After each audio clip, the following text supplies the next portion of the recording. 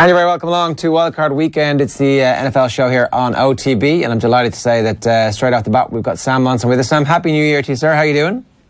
Yeah, you too, Ger. I'm doing good. How about you? Yeah, pretty good. So I'm looking forward to this weekend. But this is one of those weird parts of the season where all the teams who are left literally think that they're going to be the team that catches fire. Certainly their fans do. But for the rest of the NFL, it's like, I can't wait to see what next year brings for us and the new coach that I'm going to get, or that shiny new toy that I'm going to get very early in the draft, because the team that I follow happens to be pretty crappy. Yeah, I think a lot of teams have been looking to that part of the offseason for a while now. Like, the biggest things that we've been doing for the past month or so have all been free agent look-aheads, or even, very, very, very early drafting. So I think a lot of fan bases have been checked out for some considerable time already. Yeah, and the other thing that's happening is that teams are trying to work out who the good coaches are and who actually might be a good coach but who's just been in a bad situation, who therefore might have benefited from it. I was interested in one of your tweets during the week. Somebody was asking, why is it that Josh McDaniel keeps getting job interviews, and you made the point, Tom Brady. Is he, people got Tom Brady as a system quarterback. Is Josh McDaniels utterly reliant on the fact that he works for Bill Belichick and also has Tom Brady in his team? I don't think he's utterly reliant on it. He schemes up some impressive stuff. That's a good offense that they run there, and it's changed as well during his tenure. So I think he's a good coach. But you're talking about a guy now that has had one of the worst head coaching stints of any person ever. I mean, he took a pretty good Denver Broncos franchise and drove it into a cliff in record time. If you were looking at the Denver Broncos when Josh McDaniels took over and asking the question of how would I dismantle this as quickly as humanly possible, I don't know that you would deviate from the Josh McDaniels game plan very much. So you've got that plus this kind of bait and switch deal that he did on the Indianapolis Colts last year, where he kind of took the job and then went, actually, you know what, I'm going to stay. Those are two pretty significant things counting against a guy as a head coaching prospect going forward. But he keeps getting these interviews because, he leads Tom Brady and this offense to success every single year. And he comes from the Bill Belichick coaching tree, which it seems that every single year people just keep going back to that well, on the basis that sooner or later the Belichick magic has to rub off on somebody, even though it repeatedly seems not to. Yeah, is Bill O'Brien the most successful? Is he? I mean, Yeah. Does that count as success just yet, getting this team to the playoffs? He is the most successful, and he's also one that kind of went away and did his own thing in college for a while first before he came back to the NFL level.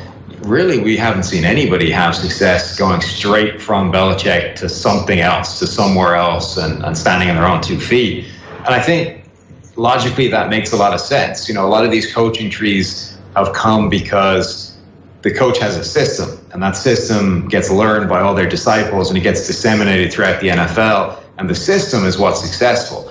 But Belichick has never had a system. Like, what makes Belichick a great coach is that he does game plans. Individually, week to week, he's pretty much unmatched at being able to come up with a game plan to defeat a specific opposition. And if you do that every single week, it's very difficult to teach that to somebody else, because it's not a simply easily defined system. It's actually crafting, specific instances of how to beat people. And I think that, it turns out, is none of the people that have left Belichick have been able to take that with them. Yeah, because it requires an incredible depth of knowledge about football, where you can see anything, diagnose what it is, diagnose a counterpoint that will be successful against it, and then communicate that to 53 people running around randomly who are smacking their heads off each other quite a lot.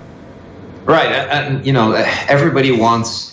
Actually, adjusting for NFL coaches appears to be one of the last things they want to do. Everybody works on the basis of this is what we do, and what we do will work if we execute it to the best of our ability. So when things don't work, it's job one is, well, we need to execute better. We're not executing well enough. That's what our problem is.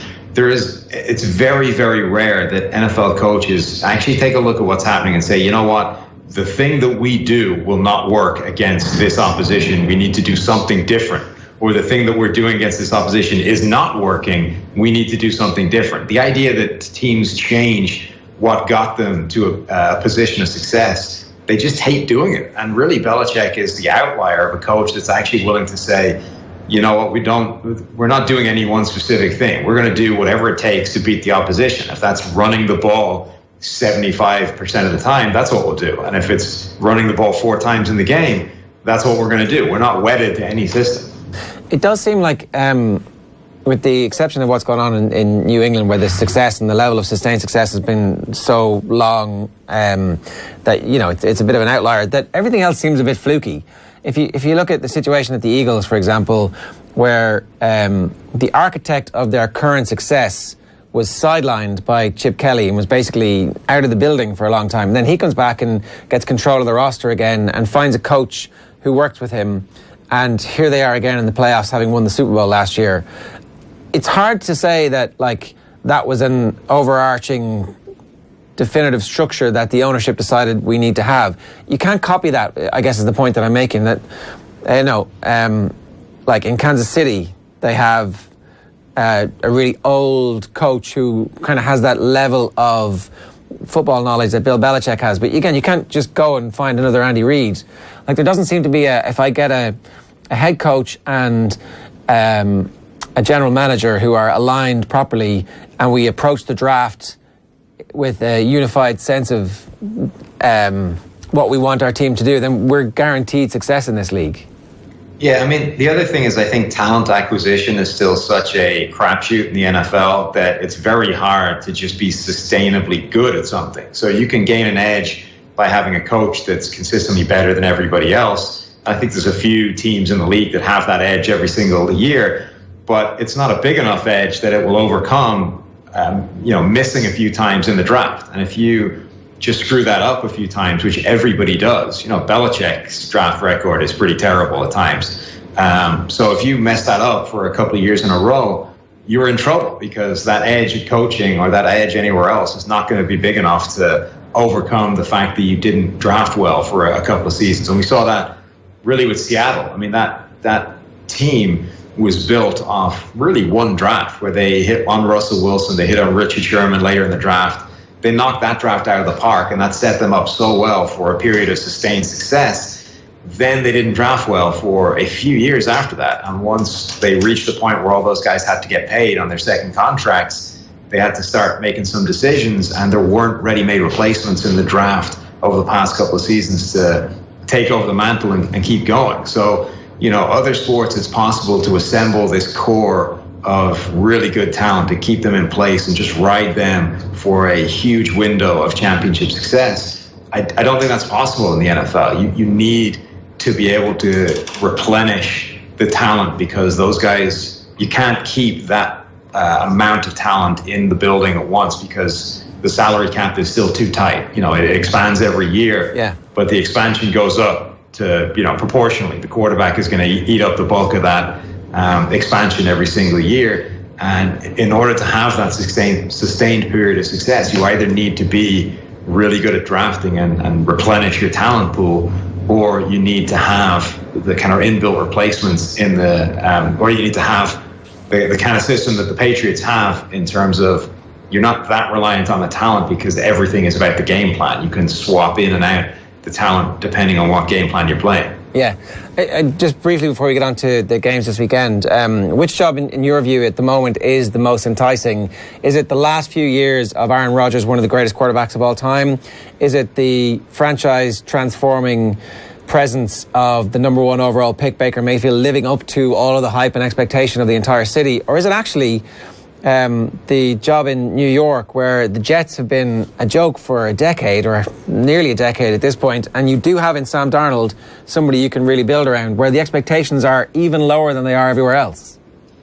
I would find it hard to look beyond the Browns job as a really good job to be in. I think the Packers one is probably the next best one, because you do have Aaron Rodgers there. You have, I think, a more stable structure in terms of ownership and the system, the ownership being a kind of unique case in the NFL of being almost crowdsource owned, the Packers being a kind of community owned team as opposed to one lone billionaire owned gig. Like, the only thing that would scare me off about the Browns job is the owner, Jimmy Haslam, potentially being a little bit trigger happy if things don't go right away. But at the same time, there's no reason they shouldn't go right away now. You do have the one thing that's been missing for the past 20 years of Cleveland futility, which is the quarterback. They haven't had a Baker Mayfield. Everybody's seen that picture of, the Cleveland Browns jersey that starts with Tim Couch at the beginning, and there's like 25 names on there or whatever. Just every single guy craps out one after the other. None of those people have been Baker Mayfield. The closest guy to that has been Tim Couch, who was kind of ridden out of the league with injuries and was never quite as successful. But you do finally have this franchise quarterback to build around. The rest of that roster is not in bad shape. They've actually been moving in the right direction for a couple of seasons now. And it took the quarterback. It takes the quarterback to catapult that a couple of years further down the line than they would have been otherwise. I think this is the great kind of job to get. And the other thing is, you get the credit now if you take that job of turning around the Browns. You get to be the guy that turned this team from 20 years of hopelessness, the factory of sadness, into a contender again, into a playoff team, into a team that can win the division and actually contend for some silverware. Yeah, the factory of sadness. I'd forgotten about that. Before we get on to the teams who survived, I wanted to ask you about the Vikings. I know you've done a bit of work on this and been broadcasting about it, just how they managed to crap out this season so spectacularly. In a game where the Bears didn't need to win and actually might have benefited them not to win and didn't play their full team, they still managed to completely smack down the Vikings when the Vikings had to absolutely put it all out there and win. It's a ridiculous situation they found themselves in. Yeah, I mean, that game was a pretty strong indictment for the idea that this team belonged in the playoffs anyway. If you can't win that game to get yourself in when your season is on the line, you've got no business being there. So from that perspective, I think at least the right thing happened, because if the Vikings had made the playoffs off the back of that game, I think there's a pretty good chance they would have got their ass kicked by any team in the wild card round as soon as they faced a legitimate team again. But everybody wants to put the blame at the door of Kirk Cousins. The Vikings paid him $84 million. It's $28 million a year guaranteed. It's a huge amount of money. And Kirk Cousins wasn't great. He wasn't able to, raise his game and the game of everybody else around him and lead this team to the promised land. But I think it's a lazy kind of analysis. Kirk Cousins was what Kirk Cousins has always been, which is an average to above average quarterback. He showed in some games that he's capable of executing that comeback. But his PFF grade was the same as it's been for the past couple of years. And it's always been in the same kind of range. And it was pretty much exactly what I think the Vikings expected to get. The only difference being that there's now a huge dollar figure attached to it. And honestly, I don't think that's, people want to say he's getting paid that kind of money, so he should be a top 5 quarterback in the league. I think he's getting paid that kind of money because he was the last quarterback to sign on the open market where money gets inflated. So I don't think you can blame him for getting that kind of money. Their biggest problem is the biggest problem for the last number of years, which is their offensive line is terrible. They've got maybe 1 out of 5 viable starters, and that's a rookie right tackle who was supposed to be a 2-year project player. I'm still not even 100% convinced that Brian O'Neill is a quality starter going forward. But at least we haven't written him off yet. The other 4 guys we've written off. The other 4 guys is definitely time to upgrade upon, because they can't start in the NFL and be part of a quality offensive line. So that's a problem. The other issue this year is that their defense fell away. It's still a good unit, but last year it was the number 1 unit in the NFL. It was historically good on third downs. Those things inevitably regress to the mean. And when they do, everything else looks worse because of it. Yeah, it's funny how the NFL, because of parity and because of the wage, the salary cap, regression to the mean happens in this sport way more and way faster than it does in other sports. I do want to talk about the Bears who actually beat them. There was a moment, I'm sure, where they must have been thinking, if we throw the rest of this game, we'll play you next week more than likely and we will kill you. So the fact that they didn't speaks very highly to the general integrity of the NFL, because I'm sure it must have been tempting at some point in that third quarter to go, if we just let them run in 4 touchdowns here, we're going to kill them next week. Yeah, and I think that's one thing that people talk about all the time, is this idea of it is possible to rig the system a little bit and to play it to your advantage. For example, just with the draft order, that the teams that have the worst records get the best draft spot. And ultimately, that's the single biggest way of improving your team in the offseason. and yet you don't see this systematic tanking that happens in some other sports to get the best record. You know, the Oakland Raiders, the San Francisco 49ers, all these teams won games that did them no good whatsoever late in the season. In fact, if anything, harmed their off-season pursuit of the best players in the draft. But they routinely do this every single year. So, yeah, it's interesting that in a game, in a sport where there are so many opportunities where not necessarily playing your best actually is the best thing for you overall, it very rarely happens. You just don't see teams kind of game the system that way and try and play the easier way out. How good are the Bears? They're 6-point favourites at home against the Eagles, and we can talk about the Eagles in a minute, but there's a strong argument that what the Bears have done over the course of the season so far in terms of consistency makes them the most consistent team across the 17-week, 16-game season so far. Yeah, I think they're very good. I think the thing that stands in their favor the most is that their quarterback has not been the reason they've been succeeding. And it sounds like a silly thing to say because quarterback is the most important position and is the thing that drives all of these teams to success. But Chicago have been able to get it done off the back of their defense, off the back of their running game, off the back of the scheme, giving Mitchell Trubisky a lot of easy throws. And, you know, his passer rating is fantastic, but his PFF grade is not. And usually when that happens, it's because the guy is throwing to a bunch of wide open receivers that the scheme is getting open. It's not him necessarily making the plays. And, you know, we've been getting Bears fans all season long complaining about our analysis of Mitchell Trubisky. And we've been trying to make the point that this is actually a good thing because he's not playing that well. And if he starts to play better, that's only a good thing for your offense. You're able to be this successful despite the quarterback not playing particularly well. And if you hit the important games late in the season or in January where he starts to play better, that means you're immeasurably better off going forward. And I think we started to see signs of that from Trubisky. He's been playing a little bit better as the season has worn on. And Chicago have this defense that is potentially an edge over any other team, certainly in the NFC. And they have a scheme that's as good as any team out there, period. And now they've got a quarterback that's started to play a little bit better. I think this team is a legitimate contender. The only thing kind of going against them when you look at playoff odds and, you know, PFF has been running Super Bowl probability all the way through the season, and they're not actually that high on that. And it's only because they're going to be on the road. You know, they're going to have to travel to these tougher venues, and it's hard to do that. The home field advantage is significant in the NFL, and Chicago's kind of left themselves in a hole because of that. They've obviously got home field advantage this week against the Eagles, and it is the Super Eagles who are supercharged because Nick Foles has suddenly somehow managed to reawaken the offense, which appeared to be dead 5-6 weeks ago. How the hell has this happened? Yeah, it's a good question. The Nick Foles thing was absolutely... It's one of the most ridiculous things that's happened in NFL history, what happened last year. The idea that Nick Foles became Joe Montana for 2 games, and they were the most important games of the season, and they resulted in a Super Bowl for the Eagles. I was talking about this earlier, and I'm wondering if we've reached an age of media saturation and just constant coverage and the media cycle lasting just so short. We just don't appreciate things like that happening. If that had happened in the 1970s, that would go down in NFL history and would be talked about forever as this completely ridiculous thing, improbable, off the scale that happened. And now it's just, well, we're on to the next thing. But he hasn't been as good as he was last year yet. But things have fallen in such a way that the Eagles have got back at least to the postseason.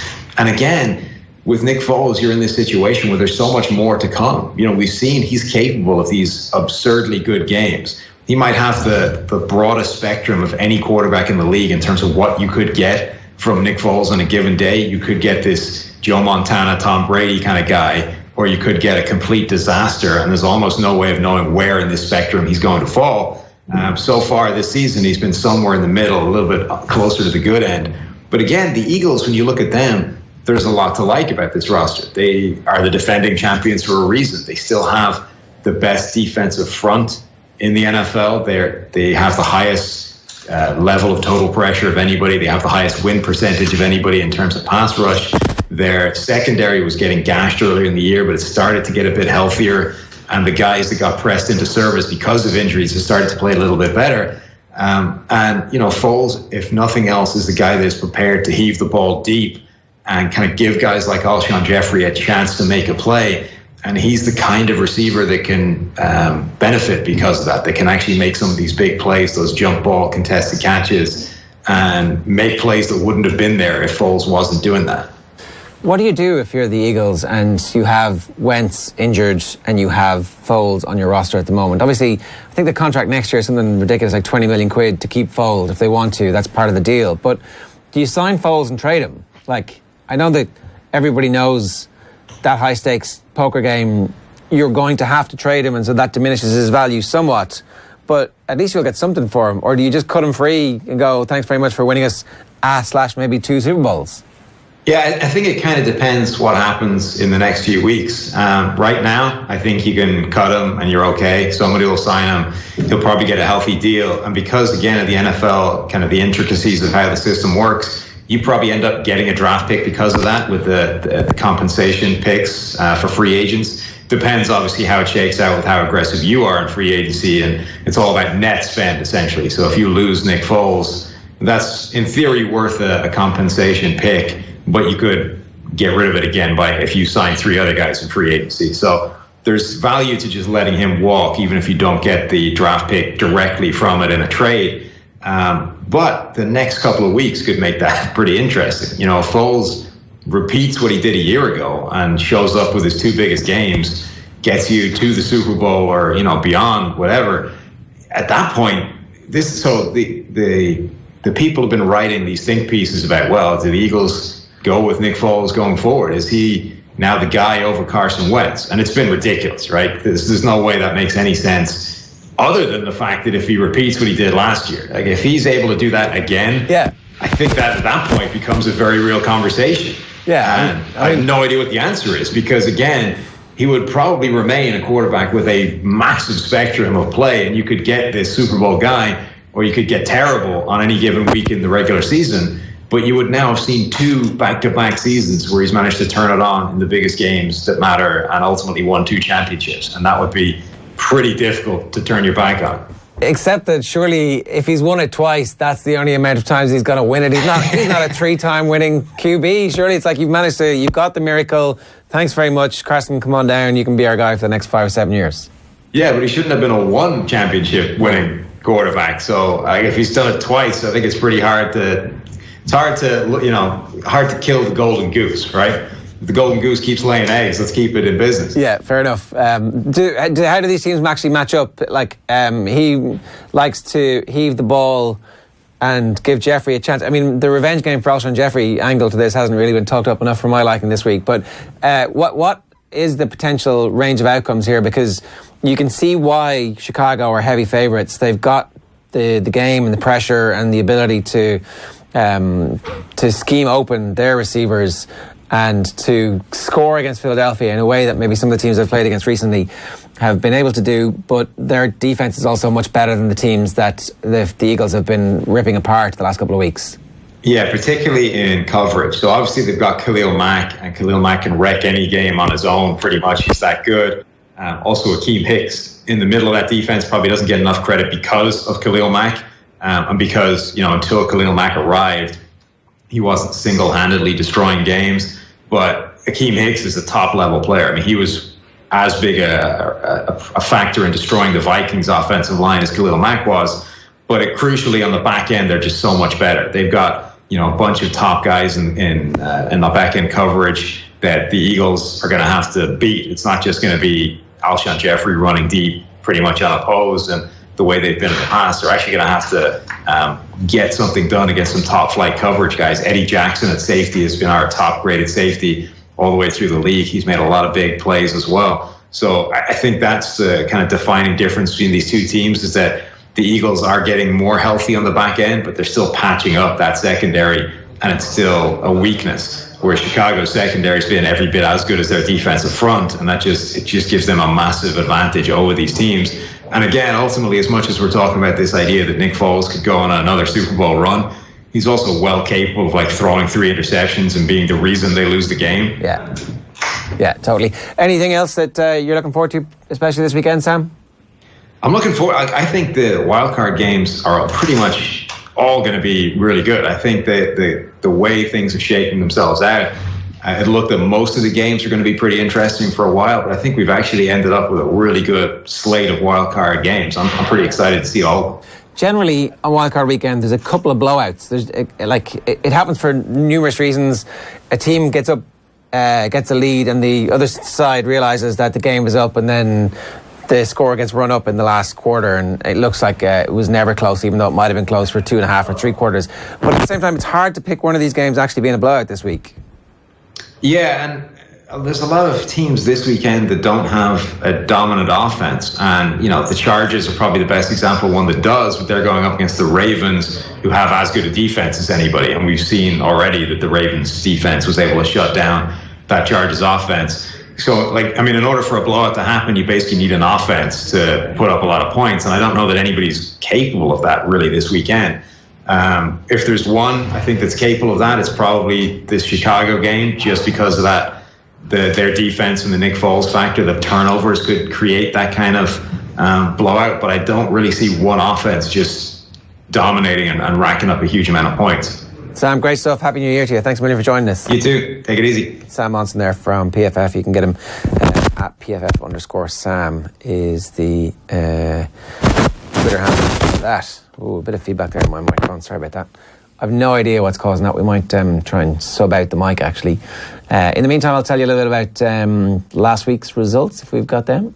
We do indeed, yeah. So, finished with the best and most important game on the slate. It was the Colts beating the Titans 33-17. That victory was winning you're in. And obviously the Colts are in this weekend. They're playing against Houston on the early kickoff on Saturday.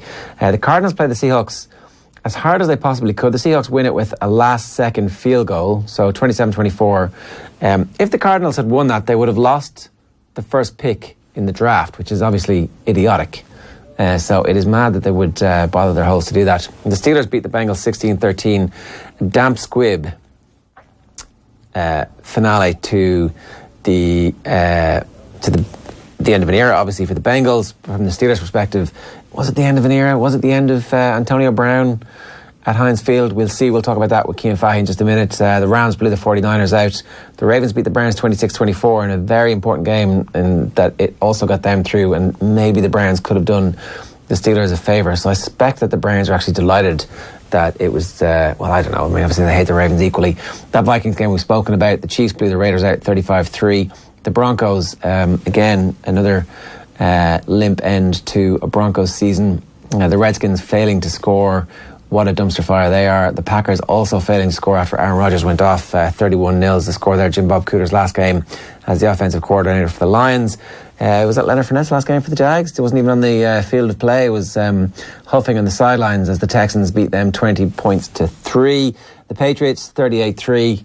I mean, what can you say about the Patriots at this point against the Jets? The Saints beaten with Teddy Bridgewater playing also against the backup quarterback for the Panthers, who just skinned the paint. The Saints 33-14 in that one.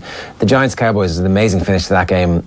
Completely needless from the Cowboys to win it, but they did, and maybe it wasn't needless. We'll see this weekend.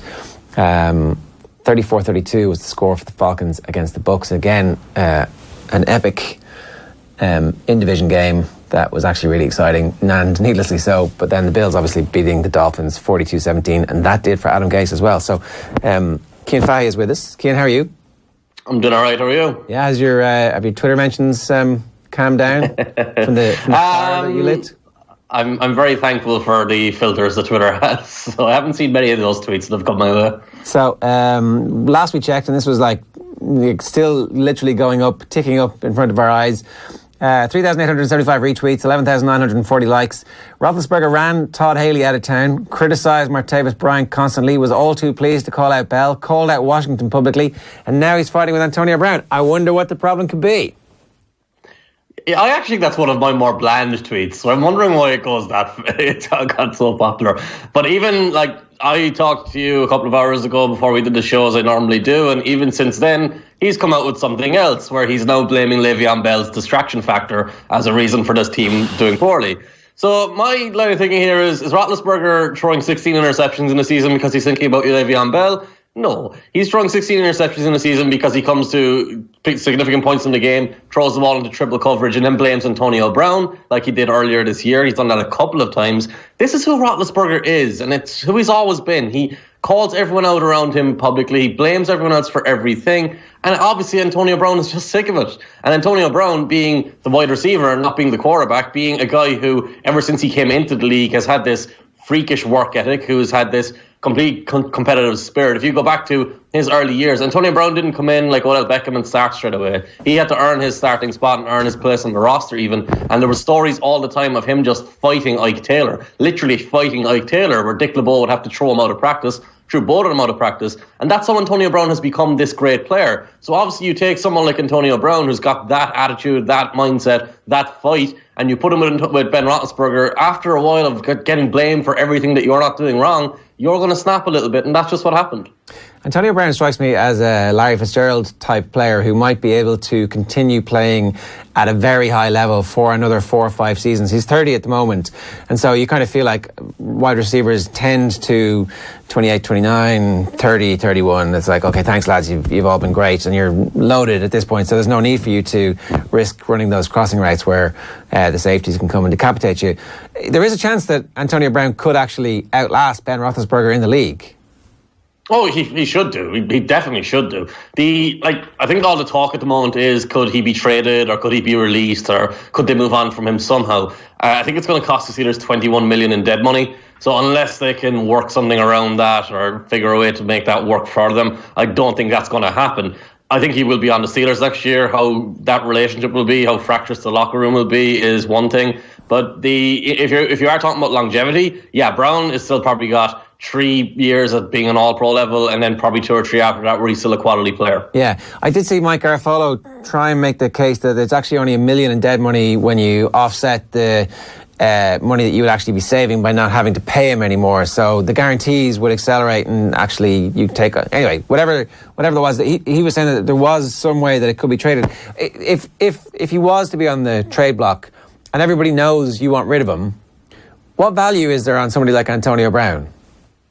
To me, he's you take Khalil Mack earlier this year. Khalil Mack is part of that group of transcendent talents, part of that group of guys at the very top level of their position who have massive impacts on your whole team, surpass just what you would normally expect from that position on its own. He's part of that group. Like, he's not Odell Beckham because Odell Beckham was 5 or 6 or 7 years younger, but he's a 2 first-round pick type of player. You're not getting Antonio Brown cheap, and the reality is, you can do that if you are a team who, actually, I know you would enjoy this because it's the 49ers, but if you look at a team like the 49ers, they've already got their quarterback, even though he's coming off an ACL tear, but they're locked into their quarterback. They've already got a lot of pieces on defense. They've already got a foundation for their offense. So if they have the 2 first-round picks added to that team, probably doesn't have that much of an impact compared to other teams. If they have Antonio Brown added to that team, it helps them take that step forward the same way with the Bears. You're kind of set up to not be rebuilding your team. You're set up to take that next step into being a competitive team. Whereas if you look at someone like,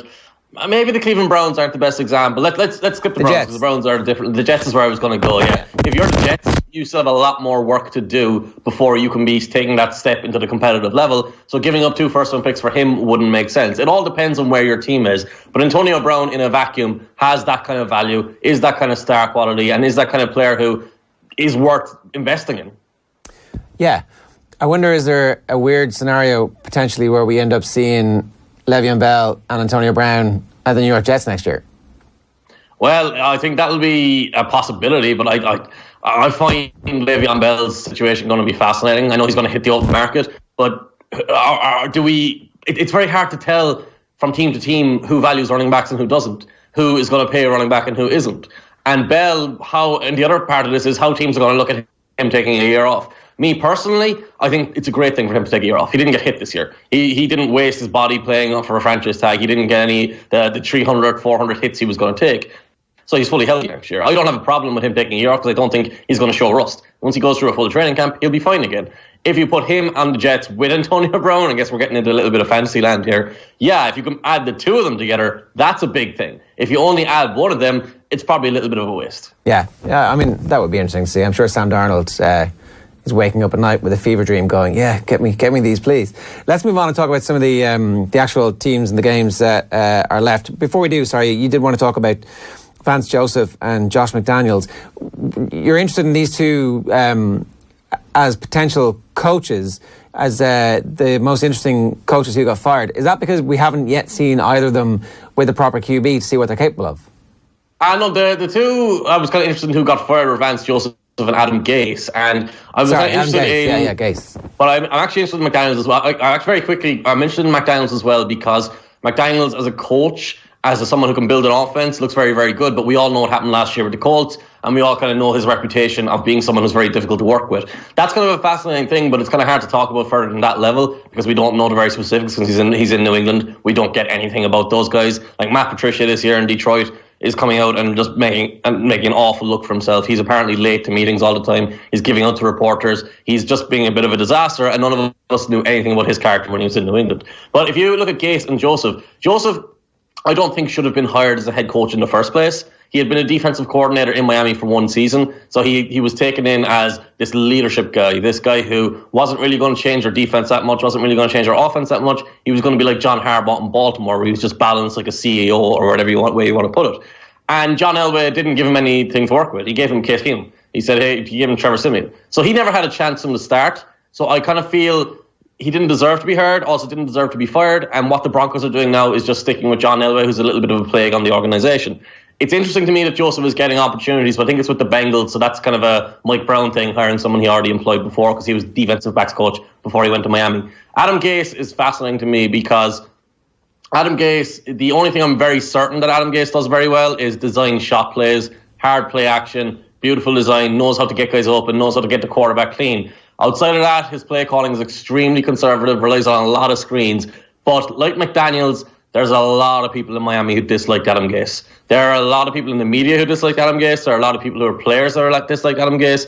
Kenyon Drake said he wanted to be traded if Adam Gase was coming back. And Ndamukong Suh had already been gotten rid of. Jarvis Landry had already been gotten rid of. Jordan Phillips fought with him during the season when he was released and went to Buffalo. All of those players are now celebrating that Gase has been fired. Normally, even if you dislike a coach, you don't come out and celebrate the fact and laugh at it because it's a bad look for you. But that's how much these guys disliked him. So my question there is, maybe he's a really smart coach. Maybe he's someone who can build this great team. But can he manage it? I'm not 100% sure at this point. Yeah, does he go back and be a coordinator somewhere? Is that the best thing for somebody like that?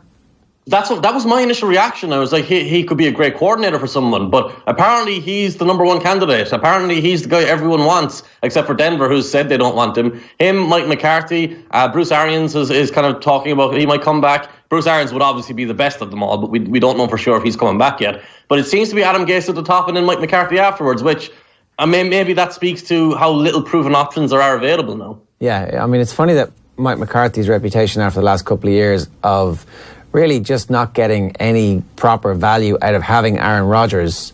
I don't know how much that's his fault and how much it's the fault of the organisation. Not signing players, not renewing the offense around him.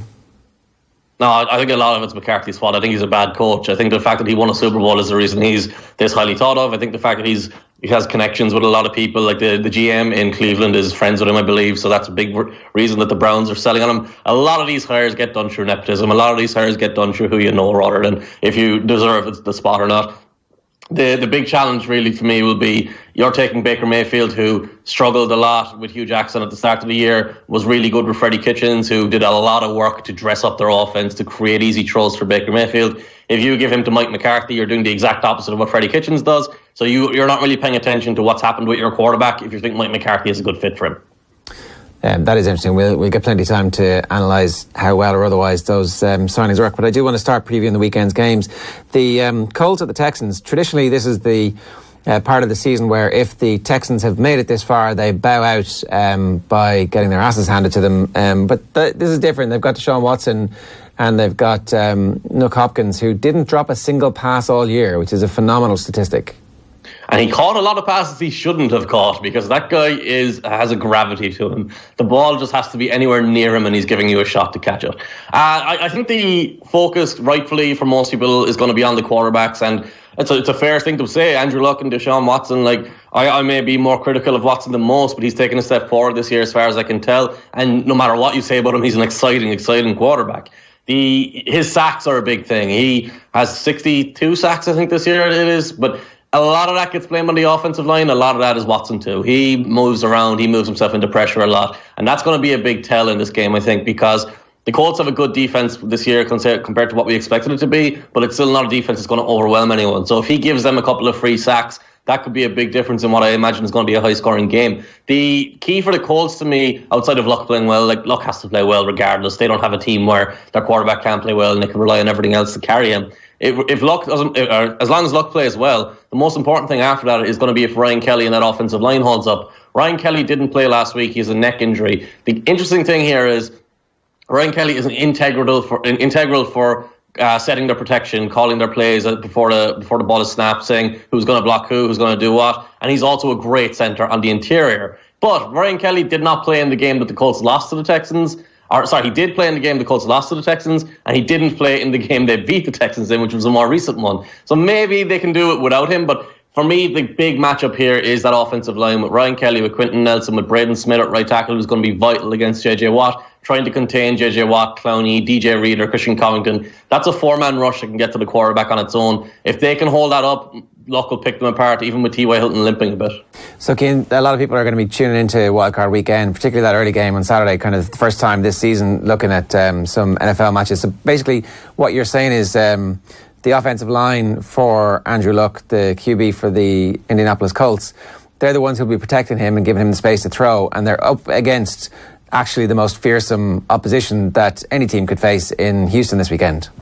Yeah, well, it's J.J. Watt, man. I kind of recoil at this a lot because we tend to overstate J.J. Watt a lot. But even when you consider that, he's still a phenomenal football player. He's going to be a Hall of Fame player, which is a huge thing, obviously. And he's come back from these injuries that no one kind of expects him to come back from. Him and Clowney, Clowney's not a great pass rusher, but he's got 9 sacks this year. He's not someone who's going to come off the edge and make you look like a fool the way Watt will. But when you put the two of them next to each other, it's impossible because you've got a choice between, am I going to let Clowney bull rush the whole pocket and collapse everything on the interior, or am I going to let Watt go one-on-one and get to my quarterback before he can even throw the ball? These are these massive guys up front. They're 6'5", 6'6", 6'7". They all have to be able to move really well. You probably won't even notice them, but you'll notice them when the quarterback's getting hit. You'll notice them when they blow up a running back in the backfield, and they eventually do find the ball. But it sets the tone a lot of the time for these games because how much a quarterback works under pressure determines how effective their offense can be. On the opposite side of the ball, it's a lot different because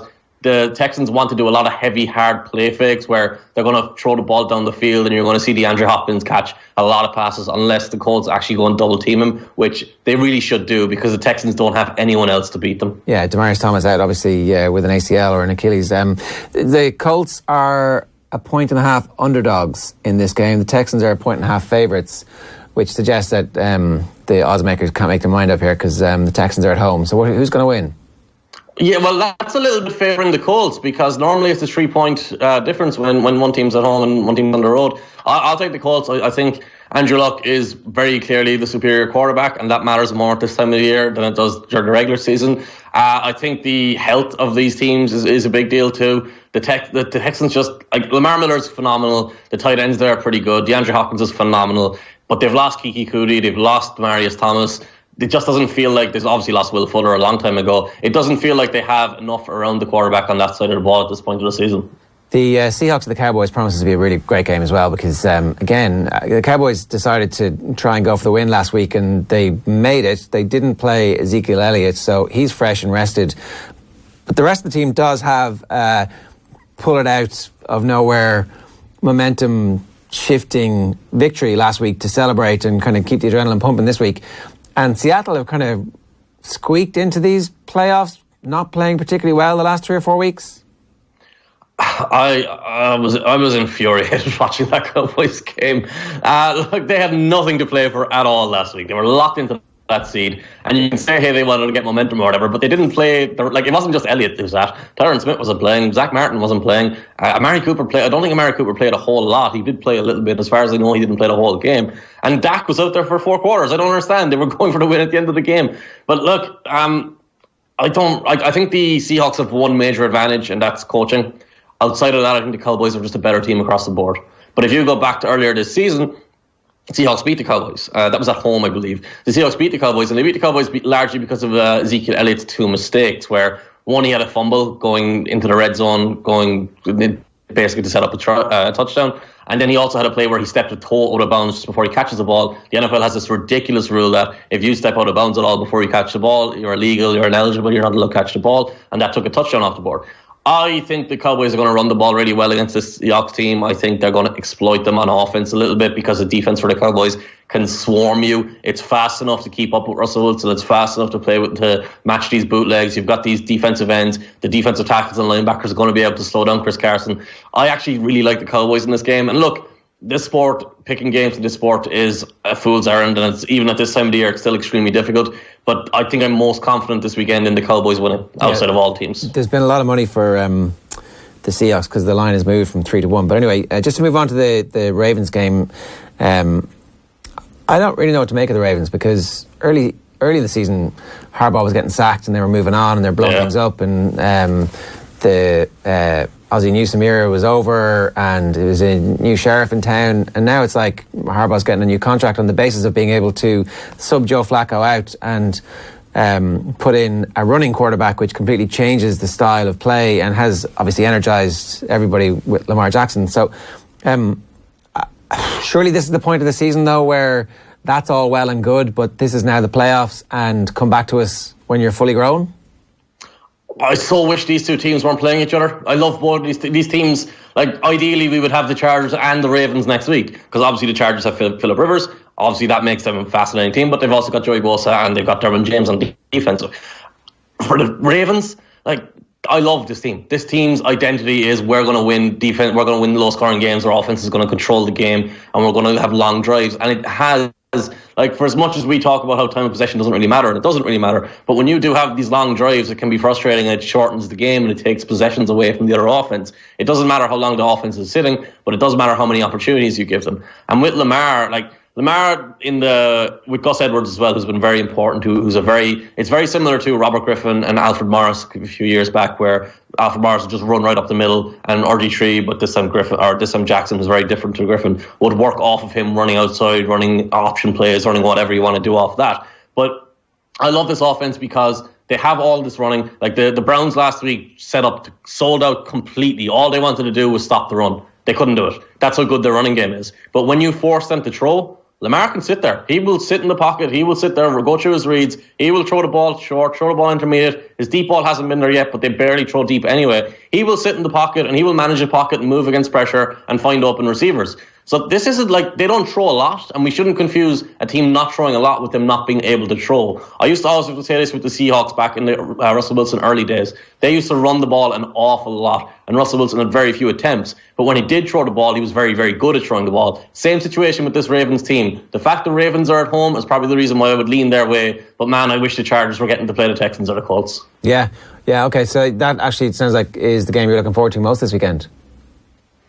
Yeah, I think I'm looking forward to the Cowboys game as well, though, because I find that fascinating in the sense that it's the matchups of it. But I think if you kind of took all matchups, if you took the two teams from each games and you said who are the best teams, these would be the two best teams out of any of the matchups. One last question then for you about the Eagles and the Bears. Are you buying Nick Foles at this point?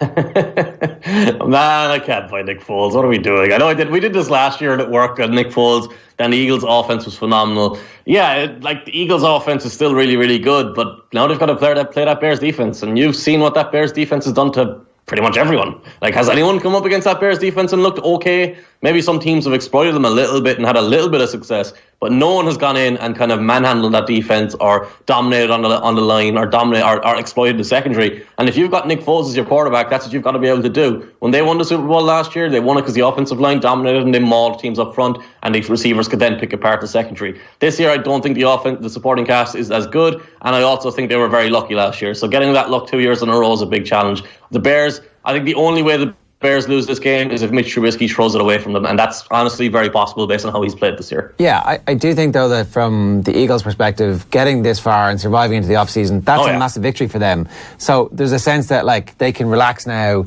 and I don't think that relax means, oh, we're going to relax and play better football. It's like we're going to relax and we did justice to being Super Bowl champions.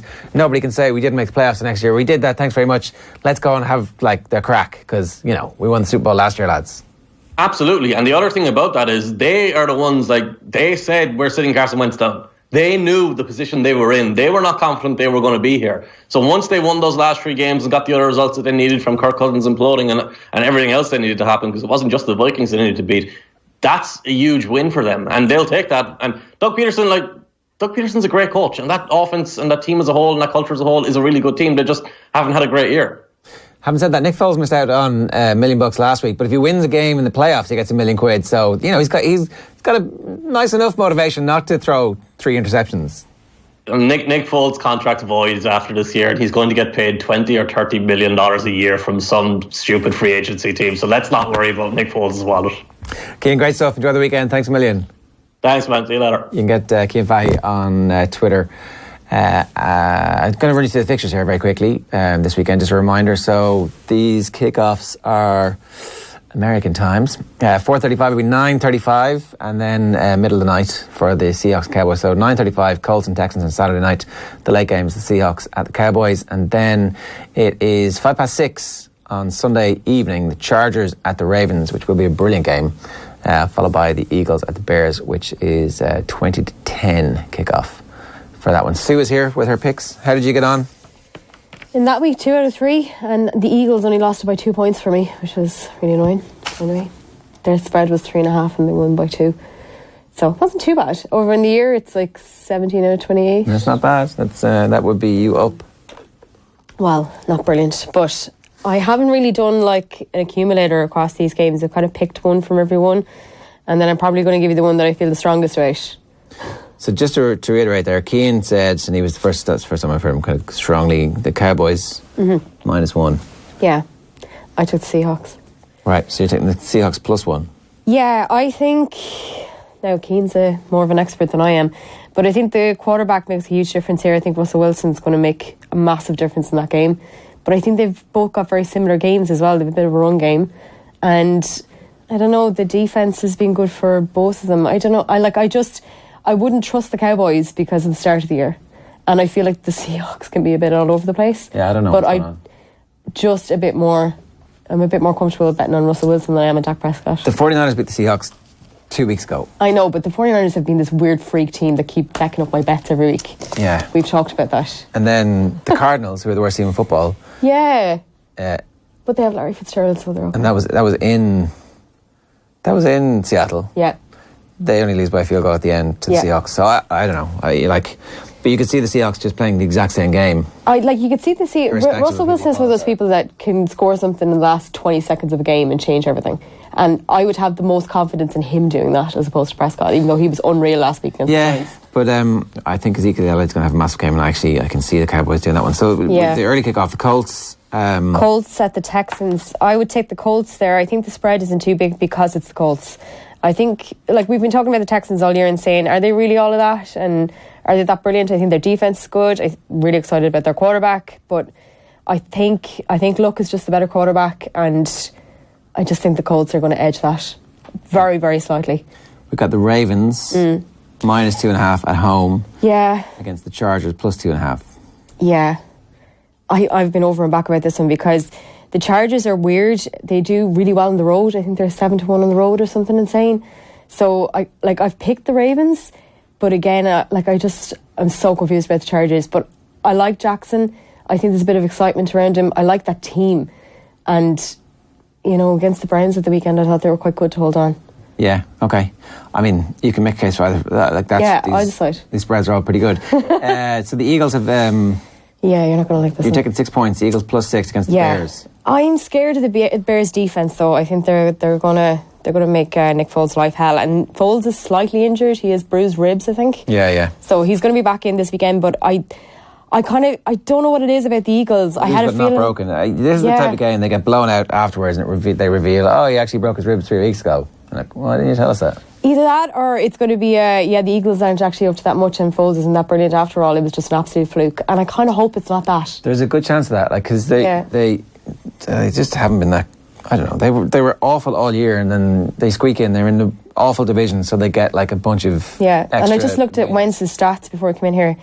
Wentz's stats are much better than Foles in terms of like passing, and the only thing he's higher on is sacks, which is not good.